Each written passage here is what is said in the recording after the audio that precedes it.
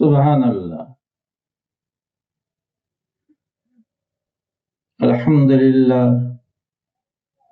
للہ نحمده ونستعینه ونستغفره ونؤمن به ونتوکل علیہ ونعوذ باللہ من شرور انفسنا ومن سیئات اعمالنا من يهده الله فلا مضل له ومن يضلله فلا هادي له ونشهد أن لا إله إلا الله وحده لا شريك له ونشهد أن سيدنا ومولانا محمدا عبده ورسوله صلى الله عليه وعلى آله وأصحابه وسلم تسليما كثيرا كثيرا. أما بعد فقد قال النبي صلى الله عليه وسلم من أغاث ملهوفا كتب الله له 73 مغفرة. من أغاث ملهوفا كتب الله له 73 مغفرة واحدة فيها صلاح أمره كله و72 درجات يوم القيامة أو كما قال عليه الصلاة والسلام. معزز سامعین کرام، قابل احترام بزرگ اور بھائیوں اور علماء عظام،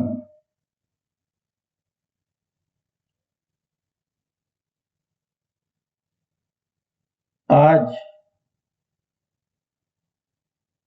میں اس جلسے میں شریک ہو کر انتہائی مسرت محسوس کرتا ہوں، خوشی محسوس کرتا ہوں کہ ہماری برادری، مومن برادری کا عظیم الشان اجلاس نہایت وسیع جگہ میں مشائخی فاؤنڈیشن کے احاطے کے اندر منعقد ہو رہا. میرے بزرگوں اور بھائیوں، ہماری قوم یعنی مومن برادری کو اللہ تعالی نے دین سے بھی نوازا ہے، دنیا سے بھی نوازا.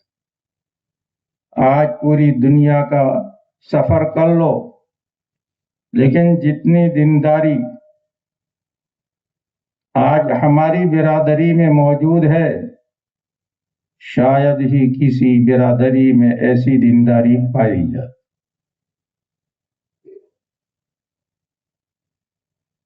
اور دنیا کے اعتبار سے بھی ہماری برادری خوب ترقی کر رہی ہے. یہ اللہ کا بہت بڑا فضل و کرم. لیکن میرے بزرگوں اور بھائیوں، آپ کو معلوم ہے کہ کس کا فیض ہے؟ پیر مشائخ کا فیض ہے. پیر مشائخ نے مومن برادری کی اصلاح کے لیے جان کی بازی لگا دی.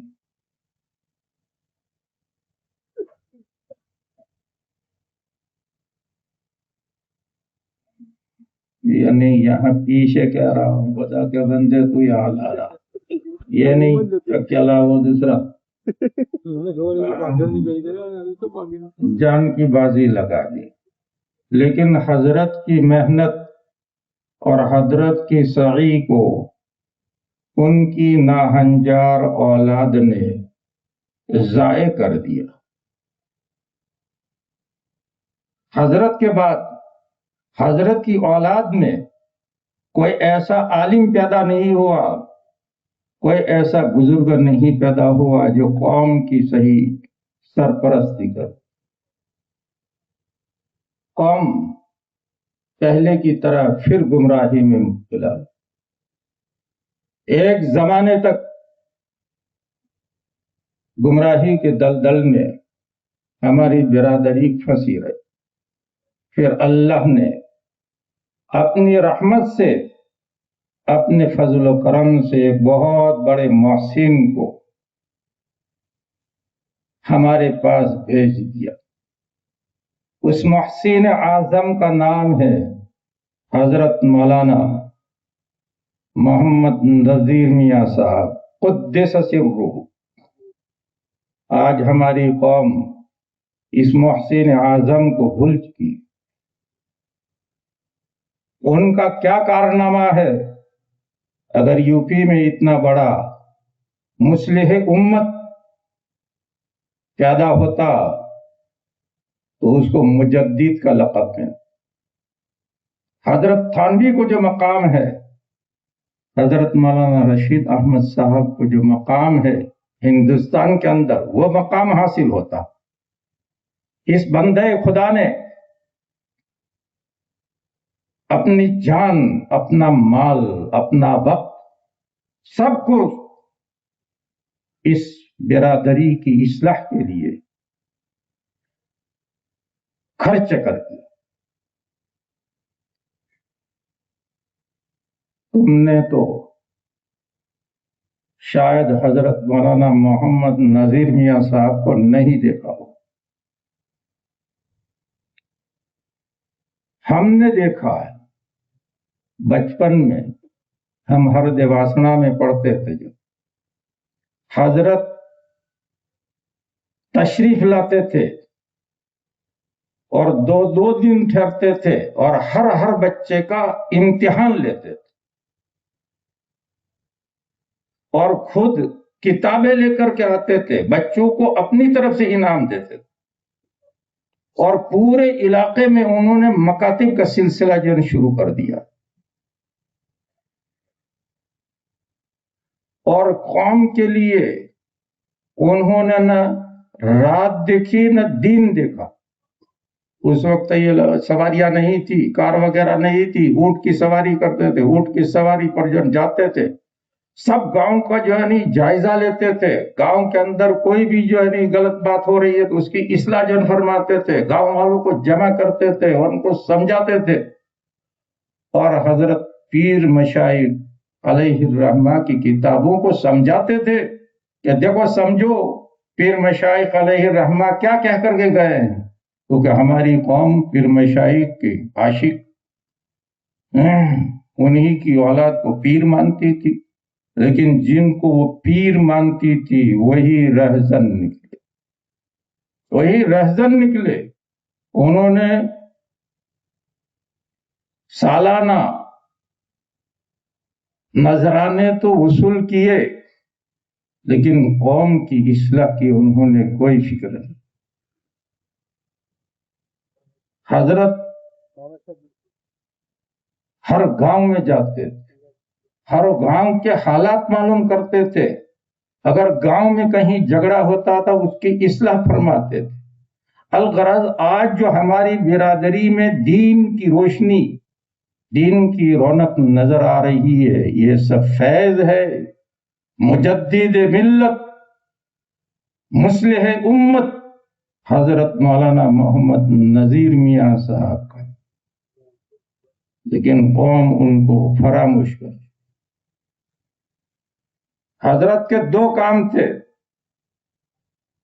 دو مشن تھے، ایک تو قوم کی دینی اصلاح، ایک قوم کی دینی اصلاح، اور اس کو حضرت نے مقدم رکھا اور انہوں نے قوم کی اصلاح فرمائی۔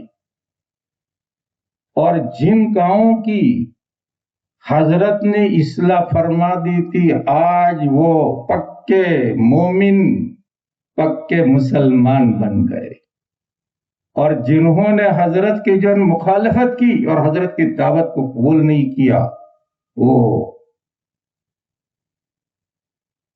شیعہ بن گئے۔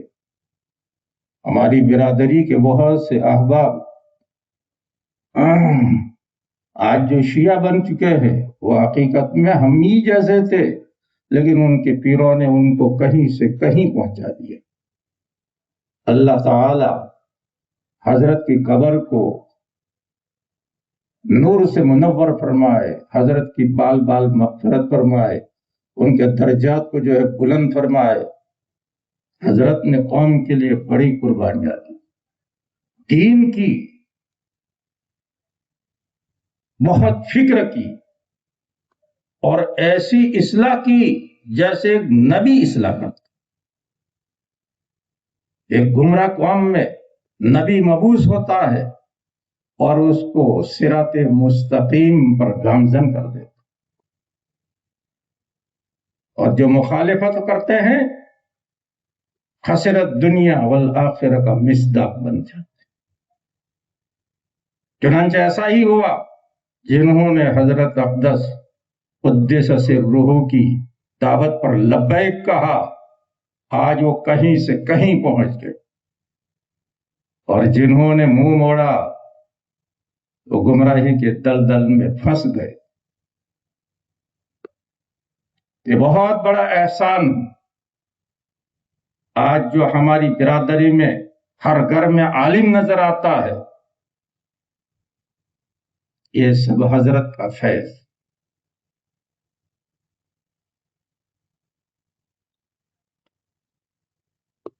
ہماری برادری میں اتنے علماء ہیں کہ آج دنیا میں چراغ لے کر کے ڈھونڈو گے تو اتنے علماء کہیں نہیں ملیں گے، اتنے دیندار لوگ کہیں نہیں ملیں گے، اتنے باشرہ لوگ کہیں نہیں ملیں گے، اتنی دین کی فکر کرنے والے کہیں نہیں ملیں گے۔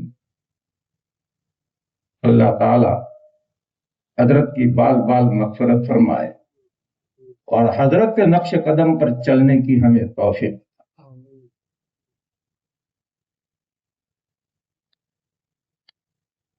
میرے عزیزوں، میرے بزرگوں، میرے بھائیوں، یہ حضرت کا فیض ہے جس سے ہم مستفیض ہو رہے ہیں، اور خوب مستفیض ہو رہے ہیں۔ آج ہمارے علاقے میں بڑے بڑے مدارس ہیں، دارالعلوم ہے، اور ہر گاؤں میں مکتب، بلکہ بہت سے گاؤں میں حفظ کلاس بھی موجود،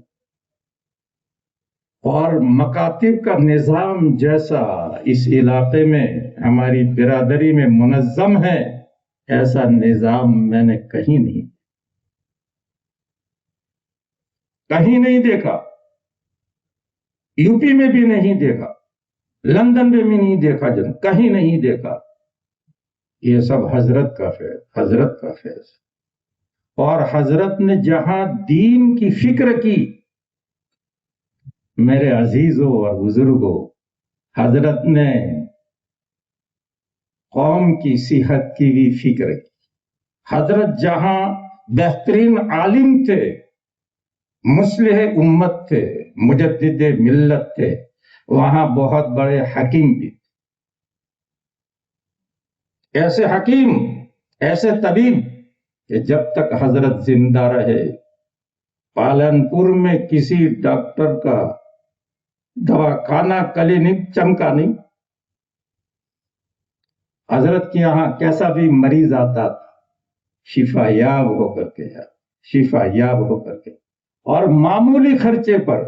بلکہ بعض مرتبہ تو حضرت ایسا نسخہ بتلاتے تھے، ایسی دوا تجویز کرتے تھے کہ اس کے لیے کچھ خرچہ نہ کرنا پڑے، اپنے کھیت میں سے دوا ڈھونڈ لو اور تم صحت مند ہو جاؤ۔ ایسا مرض، اب تو بہت زیادہ مرض پھیل گئے، اس زمانے میں اتنے مرض نہیں تھے، لیکن جو مرض ہوتا تھا اس کا حضرت ایسا علاج فرماتے تھے، اور اتنا سستا جن ہوتا تھا کہ آج ہم لاکھوں روپے خرچ کر کے بھی وہ نعمت حاصل نہیں کر۔ میں ایک دو واقعہ اپنے گھر کے سناؤں۔ میرے بڑے بھائی مولانا عبد المجید صاحب، جن کا انتقال ہو گیا ہے، ان کی گردن پر ایک پھوڑا نکلا۔ بچے تھے، 10-12 سال کے تھے، اور ان کی گردن پر پھوڑا نکلا، اور ایسا پھوڑا کہ کوئی بھی دوا مفید نہیں، ہر وقت رشتہ رہتا تھا، ہر وقت رشتہ رہتا۔ اور اس کی وجہ سے میرے بھائی کا سر پکڑا گیا، ہر وقت روتا رہتا۔ میرے والد صاحب بھائی کو لے کر کے حضرت کے پاس گئے، بتلایا کہ حضرت یہ بچہ ہے، اس کا پورا 3-4 مہینے سے پریشان کر رہا ہے، جو بھی گھریلو دوائیاں ہم سے ہو سکتی تھی وہ ہم نے دوائیاں کی، لیکن کوئی فائدہ نہیں ہو رہا ہے، مرض بڑھتا ہی جا رہا ہے۔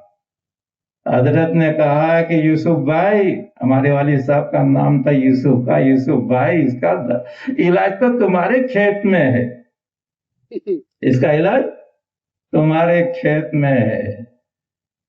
کہا کہ گیہوں بوتے نہیں بوتے ہو؟ کہاں، گیہوں کے کھیت میں ایک خضرو گھاس ہوتی ہے جس کو ہم مورنگو کہتے ہیں، اور نکال کر کے پھینک دیتے ہیں۔ کہا کہ مورنگو اکھاڑ کر کے جو لاؤ، اس کو اچھے جڑوں کے ساتھ اس کو اچھے طریقے پر دھو، اور پھر اس کا اکاڑا پلاؤ، جو اس کا اکاڑا پلاؤ۔ والد صاحب آ گئے گھر، گیہوں کا زمانہ تھا، مورنگو جو ہے نہیں نکال کر کے توڑ کر کے لائے، اور انہوں نے صبح شام جو ہے بھائی کو اکاڑا پلانا شروع کر دیا، جو شاندہ پلانا جو شروع کر دیا۔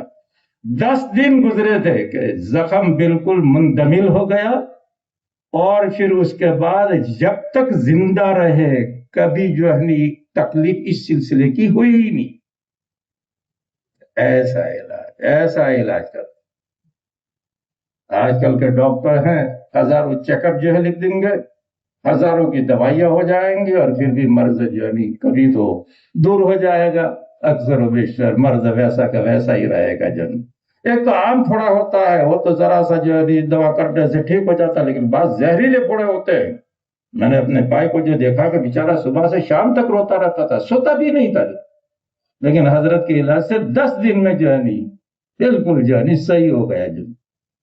10 دن کے بعد گئے والد صاحب لے کر کے کہ اس بچے کو اب مزید پلاؤں جو شاندہ یا نہیں؟ حضرت نے فرمایا کہ 10 دن اور پلا، بس 20 دن جن پلایا، پھر اس کے بعد چھوڑ دینا، پھر وہ مرض کبھی لوٹ کر کے نہیں آئے۔ ایک واقعہ۔ دوسرا واقعہ ہمارے نانا کا۔ ہمارے نانا کو باولے کتے نے کاٹ لیا، ہڑکائے کتے نے، باولے کتے نے کاٹ لیا، اور پورے بدن میں ہڑک سرایت کر گئی۔ آج ڈاکٹروں کے پاس کوئی علاج نہیں ہے، اگر کسی کو کتا جون کاٹے اور ہڑک اٹھنے سے پہلے تو علاج ہے، انجیکشن کے ذریعے سے اس کا علاج ہو جاتا ہے، لیکن جب وہ ہڑک اس کو اٹھی، وہ بھی باولے کتے کی طرح لوگوں کو کاٹنے لگا، تو اب اس کا کوئی علاج آج بھی ڈاکٹر کیا نہیں۔ حضرت مولانا نے ہمارے ماموں وغیرہ گئے لے کر کے، کیا مریض جاتے، وہ مریض تو ایسا تھا کہ جس کو بھی جو دیکھتا تھا کاٹتا تھا کتے کی طرح۔ ہمارے ماموں وغیرہ لے کر گئے حضرت کے پاس، کہا کہ حضرت والد صاحب کو کتے نے کاٹ لیا ہے، اور اس کو ہڑک جو ہے نکلو۔ اب ہم نے ان کو گھر میں بند کر رکھا ہے، اور ہم سب گھر والے پریشان۔ حضرت نے کہا کہ علاج کروں گا ایک شرط کے ساتھ، اگر تم اپنے والد کی حفاظت جن کر سکتے ہو تو تیار ہو جاؤ، میں دوا کروں گا، کیونکہ میں جب دوا شروع کروں گا تو اس مریض کا حال ہے خودکشی کرنے کا جذبہ پیدا ہوگا، خودکشی کرنے کا جن، دوا بڑی جو ہے خطرناک جن ہوگی، جب میں دوا شروع کروں گا تو خودکشی کرنے کی کوشش کرے گا۔ تو اگر تم اس کو خودکشی سے بچا سکتے ہو، باندھ کر کے رکھنا کہ اس کے ہاتھ میں کہیں چھری نہ چلی جائے، اس کا ہاتھ کہیں ادھر ادھر نہ جائے، تو میں تمہارا علاج شروع کروں۔ ماموں نے کہا کہ ٹھیک، ہم پوری حفاظت کریں گے۔ حضرت نے دوائی دے دی، دوائی جو ہے دی، اور کہا کہ اس کو پلاؤ، 1 ہفتے تک پلاؤ۔ گھر میں ان کو بند کر دیا، رسیوں سے باندھ دیا، کھانا جو ہے جا کر کے دے دیتے تھے وقت پر، وہ باولا کتا جو ہے جیسے کھائے اس طرح جو کھانا جو کھا لیتے تھے۔ الغرض ایک ہفتے تک جو اس طریقے پر جو حضرت نے دوائی دی تھی دوا پلاتے رہے، اور دوائی بھی معمولی، کوئی زیادہ رقم والی نہیں، ایک دو آنے کی دوائی، ایک دو آنے کی، 16 آنے کا 1 روپیہ ہوتا تھا، ایک دو آنے کی دوائی دے دی اور کہا کہ اس کو تم روزانہ پلایا کرو۔ جو مشکل سے 1 ہفتہ جو گزرا ہوگا کہ ان کی طبیعت میں فرق آنے لگا، اور 15-20 دن میں ہمارے نانا بالکل صحیح ہو گئے۔ جو اس کے بعد بھی کافی دنوں تک، کافی سالوں تک جو زندہ رہے، ہم نے بھی اپنے نانا کو جو دیکھا۔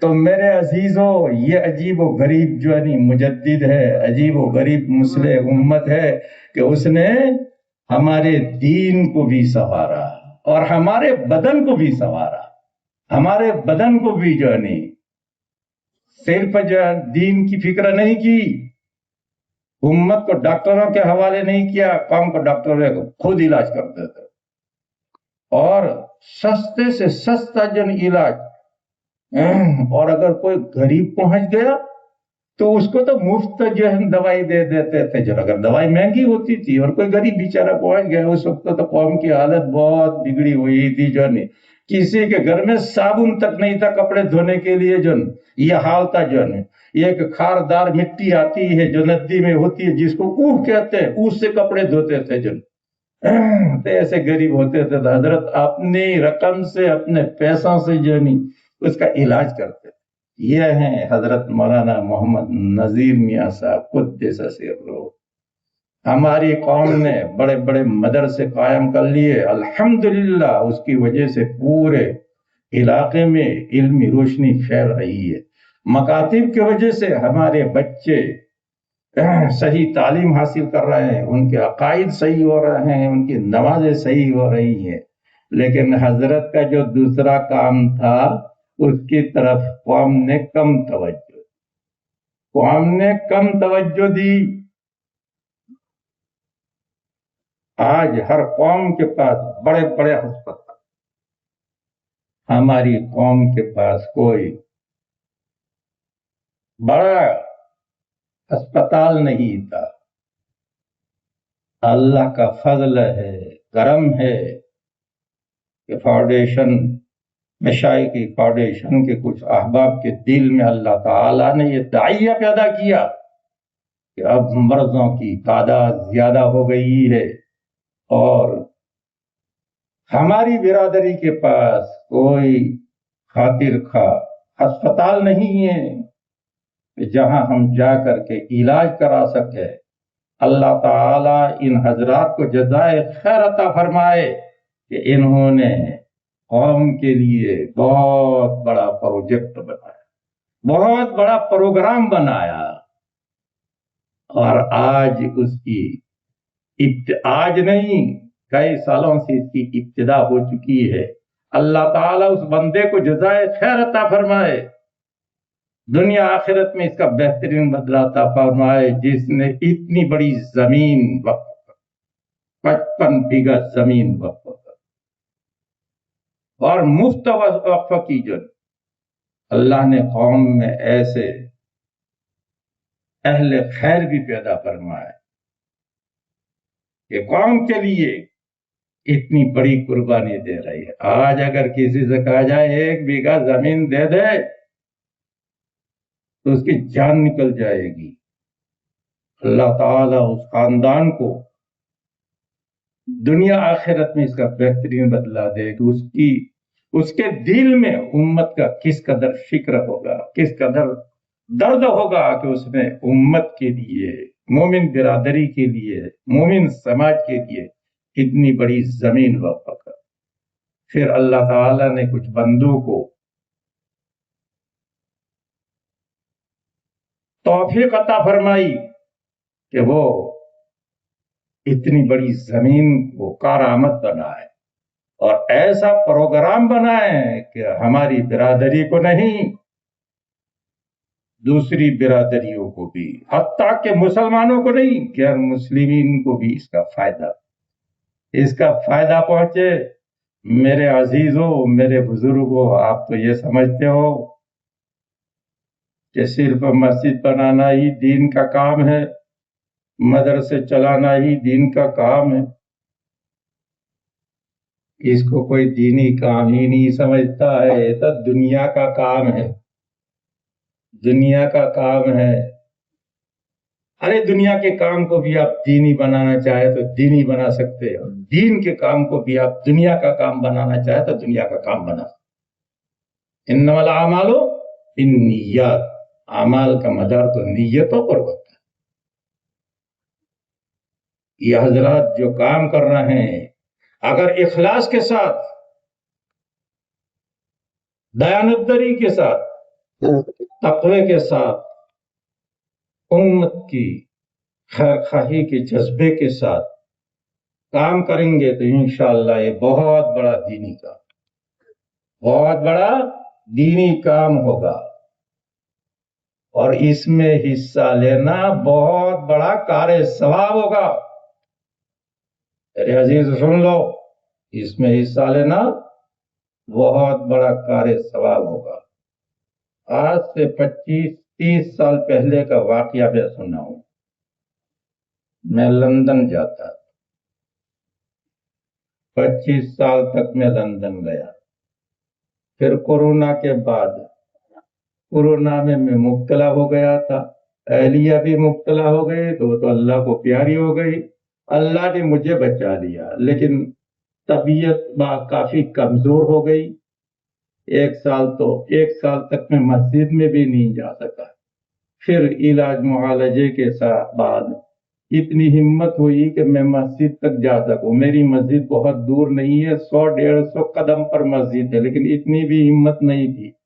ایک سال کے بعد پھر اللہ نے کچھ ہمت عطا فرمائی، پھر اور صحت عطا فرمائی۔ آج الحمدللہ پہلے سے طبیعت بہت بہتر ہے، لیکن باہر کا سفر میں نے ملتوی کر دیا۔ اب اتنی ہمت نہیں ہے، اتنی صحت نہیں ہے کہ میں باہر کا سفر جو کر سکتے۔ تو 25 سال پہلے کا واقعہ ہے۔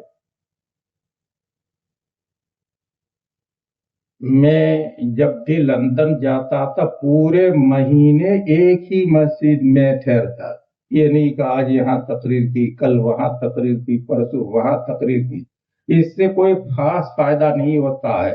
اگر چند ہی احباب پر جم کر کے محنت کی جائے تو اس کا فائدہ جو ہوتا ہے۔ تو میں جہاں ٹھہرتا تھا وہاں پورا مہینہ بیان کرتا، رمضان میں پورا مہینہ، پھر رمضان کے بعد جو مختلف حضرات کی جو دعوتیں آتی تھی تو وہاں جو چلا جاتا، لیکن پورا رمضان ایک ہی مسجد میں گیا۔ ایک مرتبہ میں بولٹن میں ٹھہرا ہوا تھا، جو یا لنکاسٹر یہ شہر ہے بہت بڑا، وہاں ٹھہرا ہوا تھا، اور اس کے قریب ایک بہت بڑا شہر ہے بلیک برن، وہاں مسلمانوں کی آبادی کافی ہے۔ بلیک برن میں مسلمان اپنے بھروچ اور سورت کے لوگ بہت رہتے ہیں۔ وہ میرے پاس آئے ایک مسئلہ پوچھنے کے لیے۔ میں نے کہا کیا مسئلہ ہے؟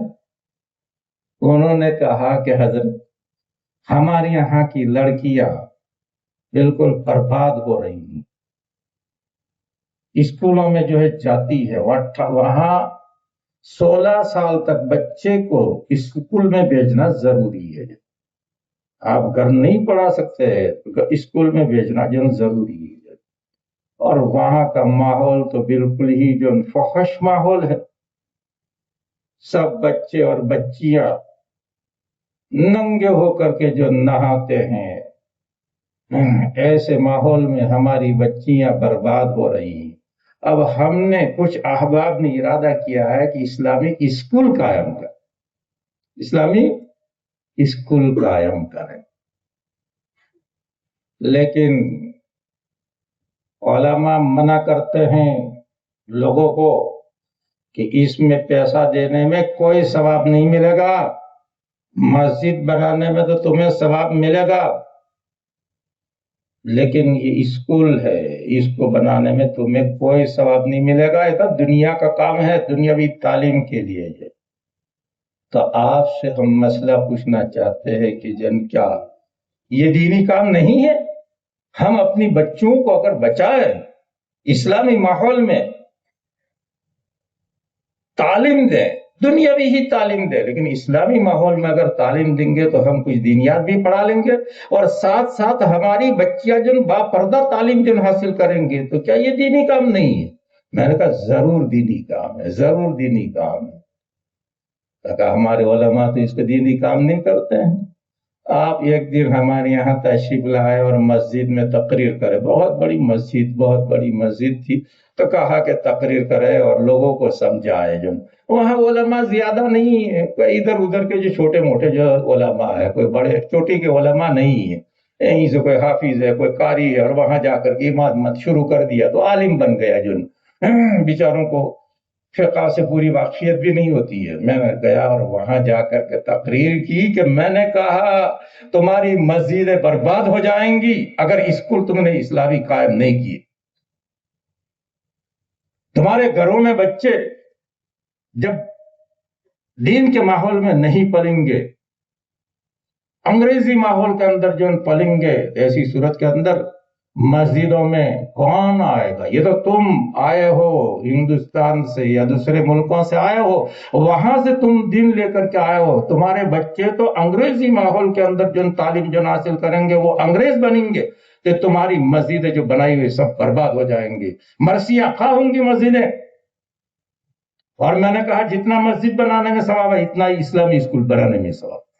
اور پھر چندہ جو شروع ہوا تو جناب لاکھوں روپے کا چندہ، اور 1 سال میں انہوں نے اسلامی اسکول قائم کر دیا، اور پورے شہر کی بچیاں جو آ کر کے وہاں تعلیم حاصل کرنے لگی، اور اسلامی ماحول کے اندر دینیات کو بھی انہوں نے سیکھا، نماز روزہ سب کچھ جو سیکھا۔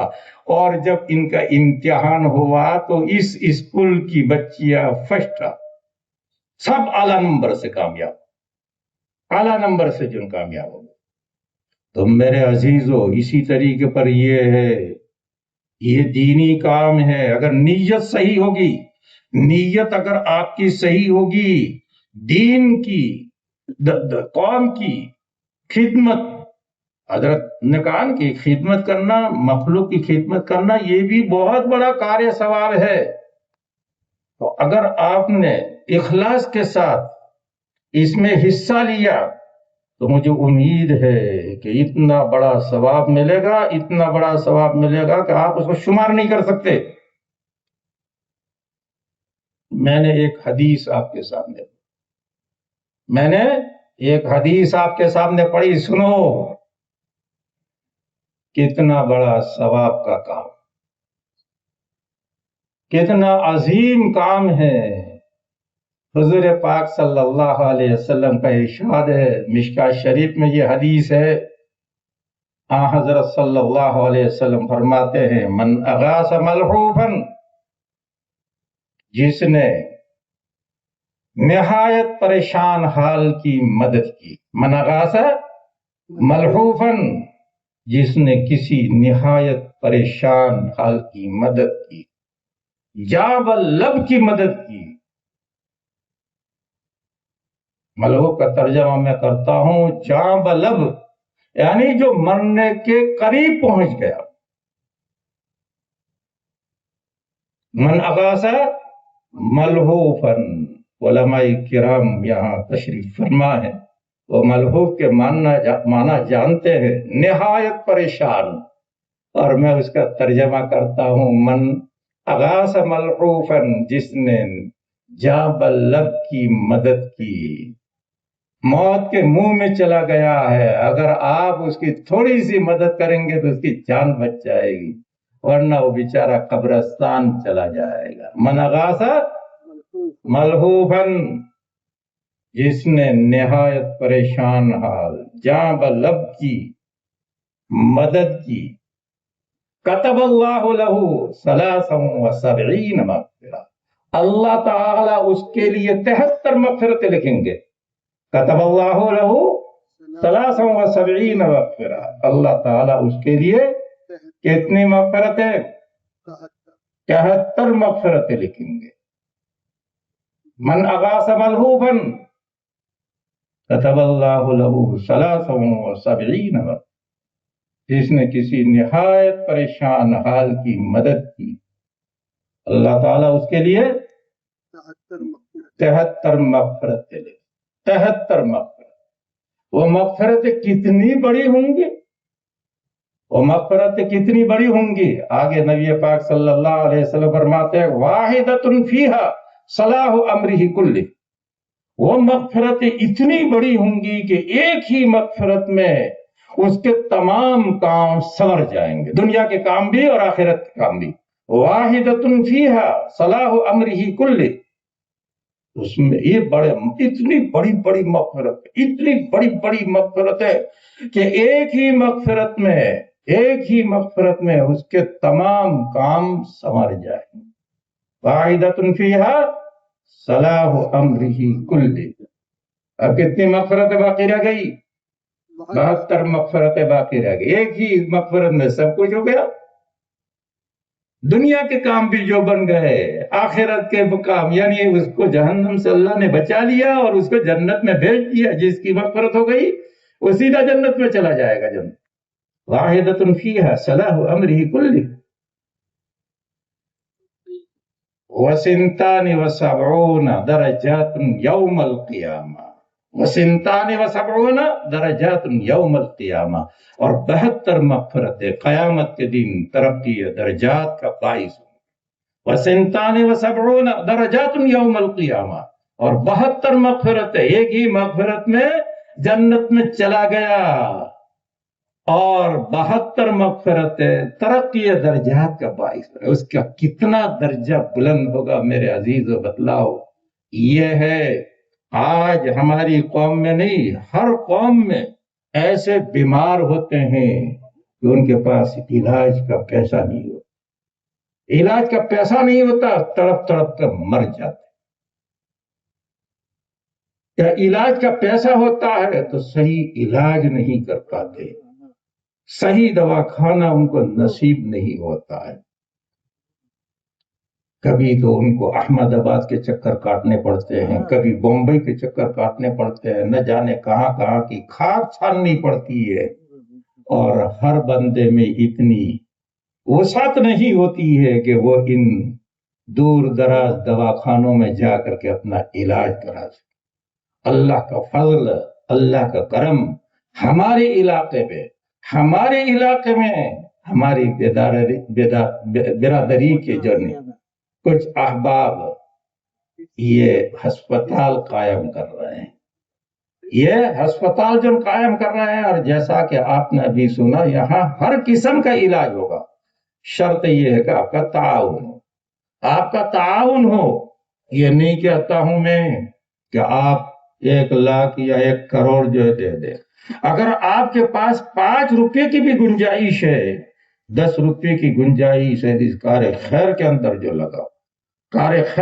جو لگاؤ، انشاءاللہ اللہ تعالی آپ کے دنیا کے کاموں کو بھی سنواریں گے، آخرت کے کاموں کو بھی سنواریں گے، آپ کو جنت کا وارث بنائیں گے، اور نہ جانے آپ کے درجات کتنے بلند ہوں گے۔ یہ حدیث یاد رکھو، من اغاث ملعوفا كتب اللہ له 73 مغفرہ واحدۃ فیہا صلاح امری کلہ وسنتان وسبعون درجات یوم القیامہ۔ اتنا بڑا ثواب کا کام، اور یہ حضرات در در کی کھاک چھان رہے ہیں، آپ کے پاس آ کر کے بھیک مانگ رہے ہیں، آپ کے مریضوں کے علاج کے لیے فکر کر رہے ہیں، اور آپ بالکل سو رہے ہیں۔ میرے بزرگوں، یہ ہمارے لیے بہت بڑا کارنامہ انجام، یہ بہت بڑا کارنامہ انجام دیا جا رہا ہے، اور پھر ہمارے جو گاؤں ہے 156 اس کے وسط کے اندر واقع ہے، انشاءاللہ ہر ایک کے لیے یہاں پہنچنا اور علاج کرانا نہایت آسان ہوگا۔ اس لیے میرے عزیزوں اور بزرگوں، یہ بہت کار خیر ہے۔ ابھی حضرت محتمیم صاحب نے ایک واقعہ سنایا تھا، انہوں نے تو بہت مختصر بیان کیا، تھوڑی تفصیل کے ساتھ میں بیان کروں۔ اس حدیث کا مصداق من اغاث ملعوفا، جس نے نہایت پریشان جا بلب کی جو مدد کی، اللہ تعالیٰ اس کے لیے کتنی مغفرتیں لکھیں گے؟ 73 मगफरतें लिखेंगे, और एक एक मगफरत इतनी बड़ी होगी कि उसमें उसके तमाम काम सवर जाएंगे, दुनिया के भी और आखिरत के भी। और 72 मगफरतें तरक्की दर्जात का जो सबब बनेंगे। हजरत ने किस्सा सुनाया था, एक औरत बदकार,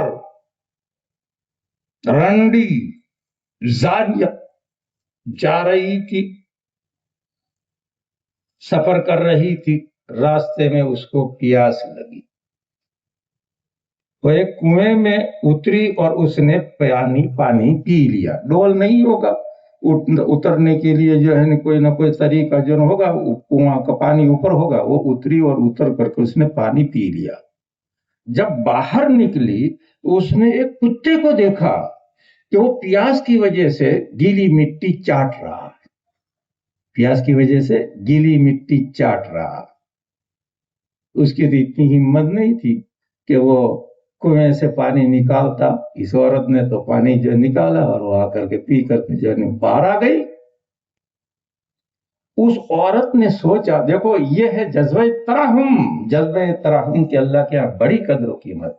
उस औरत ने देखा कि इस कुत्ते को भी ऐसी ही प्यास लगी है जैसे मुझे लगी, और अगर इसको अभी पानी न पिलाया गया तो ये मर जाएगा, जहां बलब है मर जाएगा। उस औरत ने क्या किया, पैर में से मोजा निकाला। मोजा वही जो चमड़े का होता है, ये कपड़े का नायलन का जो होता है उसको हम मोजा कहते हैं, लेकिन मोजा नहीं, मोजा तो चमड़े का होता है। उसने अपने पैर में से मोजा निकाला, उसमें पानी भरा और फिर उसको मुंह में पकड़ा और फिर किसी तरीके पर ऊपर जो चढ़ी और उस कुत्ते को पानी पिलाया। कुत्ता पानी पी करके सैराब हो गया और चल दिया। औरत आगे चल दी। हदीस पाक में है, फगफर बिहा, इस अमल की वजह से अल्लाह ने उसकी मगफिरत फरमा दी, इस अमल की वजह से उसकी मगफिरत फरमा दी। यानी इतने बड़ी गुनहगार बदकार औरत, लेकिन उसने ये जो काम किया, इतना बड़ा काम, इतनी बड़ी नेकी का काम, अल्लाह ताला ने खुश होकर के उसकी मगफिरत फरमा दी। तो आज अगर आप मशाइखी फाउंडेशन की थोड़ी सी जो मदद करोगे तो कतरा कतरा दरिया शवाद, कतरा कतरा दरिया शवाद। हमारी कौम लाखों में है, अगर 100-100 रुपये भी आप जो है देंगे, 1000-1000 रुपये भी जो है देंगे, तो इंशाअल्लाह कतरा कतरा दरिया शवाद। गुजराती में कहते हैं, कांकरे कांकरे पाड़ बनता है। ये जो बड़ी बड़ी जो है क्या सड़कें होती, कांकरे कांकरे पाड़ बनता है, टीपे टीपे सरोवर भराए। तो अगर आप इस वक्त जो इसका ताउन करेंगे, इंशाअल्लाह बहुत जल्द इसका फायदा आपके सामने होगा। इसलिए मेरे अजीजों और बुजुर्गों, मेरे आने का मकसद यही है कि मैं आपसे दरखास्त करूं, अपील करूं कि इसका ताउन कीजिए। मैं ये नहीं कह रहा हूं सिर्फ इसका ताउन कीजिए, दूसरे का ताउन न कीजिए। जिसमें जितने भी जो है इस किस्म के रिफाही काम कर रहे हैं उनका भी ताउन कीजिए। रिफाही जितने भी काम कर रहे हैं इसका जो है ताउन कीजिए। लेकिन इस वक्त इस फाउंडेशन को आपके ताउन की सख्त जरूरत। अगर आप ताउन करेंगे तो इसका डायरेक्ट फायदा आपको पहुंचेगा, डायरेक्ट फायदा आपको पहुंचेगा। देखो आज मुसलमानों से बिरादरान वतन नफरत करते हैं, लेकिन अगर आप ऐसे रिफाही काम करोगे तो ये बिरादर वतन आपको सीने से लगाएंगे, आपकी तारीफ करेंगे और आपसे वो मोहब्बत करेंगे। तो मौजूदा मुल्क के जो हालात है, मोहतिम साहब ने भी सिर्फ इशारा किया है, मैं भी सिर्फ इशारा कर रहा हूं कि बिरादर वतन को अपने साथ करने के लिए, उनके दिलों में जो नफरत है उस नफरत को दूर करने के लिए ऐसे रिफाई काम करना जरूरी है। इंशाअल्लाह अगर आप ऐसा काम करेंगे तो हमें तो फायदा होगा और हमारी जो बिरादरी के अलावा अहबाब है उनको भी फायदा होगा। فائدے کو عام کرنا چاہیے، مخصوص نہیں کرنا چاہیے۔ انشاءاللہ اس سے جو ہے آپ کی عزت بڑھے گی۔ اور دیکھو جیسے دینی تعلیم حاصل کرنا ضروری ہے، اس کے بغیر آخرت میں آپ کی نجات نہیں ہو سکتی۔ آپ کی نماز صحیح نہیں ہوگی تو آپ کی آخرت میں نجات کیسے ہوگی؟ ایسے ہی دنیا میں اگر باعزت زندگی گزارنی ہے تو دنیاوی علوم بھی حاصل کرنے پڑیں گے۔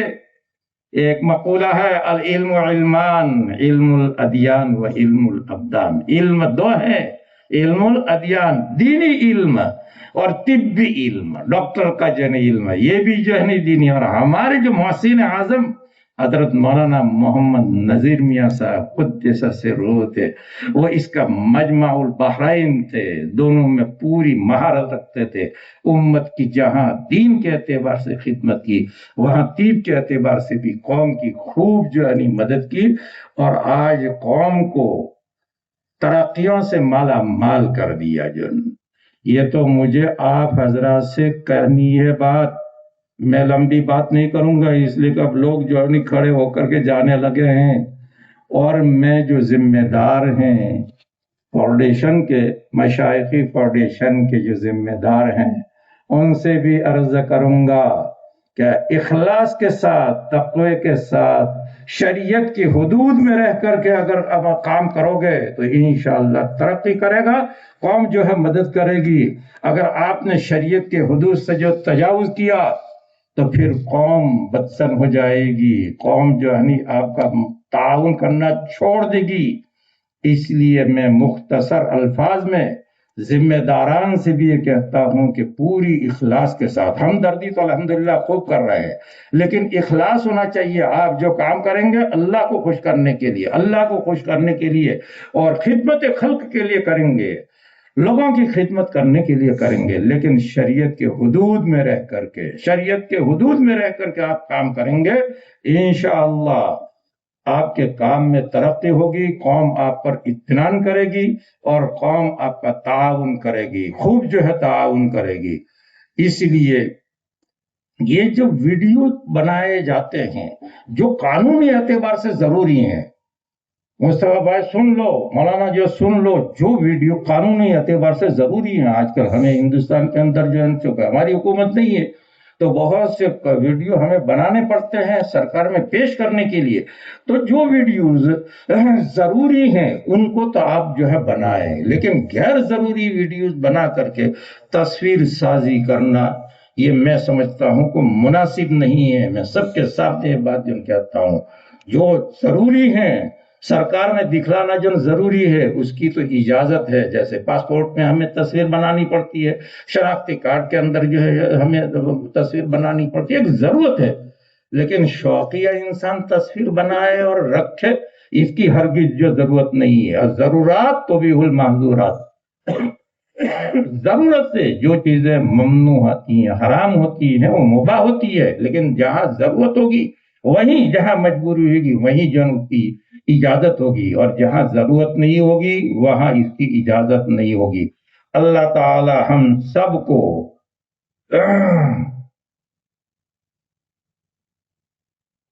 دین کے ماحول میں شریعت کے ماتحت رہ کر اس پروگرام کو آگے چلانے کی توفیق عطا فرمائے، اور جو حضرات یہاں تشریف لائے ہیں ان کو اس کا تعاون کرنے کی بھی خوب توفیق عطا فرمائے۔ وآخر دعوانا ان الحمدللہ رب العالمین۔ حضرت مولانا کا بہت بہت شکریہ، بہترین ہماری رہبری فرمائی۔